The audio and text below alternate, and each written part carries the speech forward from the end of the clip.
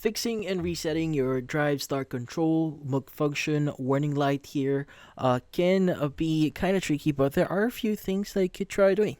So, if the drive start control malfunction warning pops up, first thing you want to do is you want to check the battery voltage. Now, a weak battery in a common is a common trigger here. So use a multimeter to see if it's about 12.6 volts when off and 14 volts when running. So replace if needed.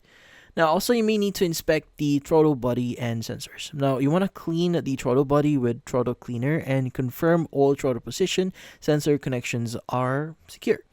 And also, you may want to restart your car. Now, sometimes a quick shutdown and 2-minute wait before starting again clears warning lights or the warning light itself. Now, also, you may want to reset the ECU. So, just disconnect the battery for about like 10 to 15 minutes. Now, press the brake pedal to discharge any remaining power while it's disconnected. Then, afterwards, reconnect it again and start the car. And if none of this actually work, again, the following thing that you could try doing here is to basically just get professional diagnosis if needed. Now, if it's still showing, it could be the sensor or transmission issue here, or something inside your car here that needs to be fixed that you won't be able to reach yourself. But that's about it.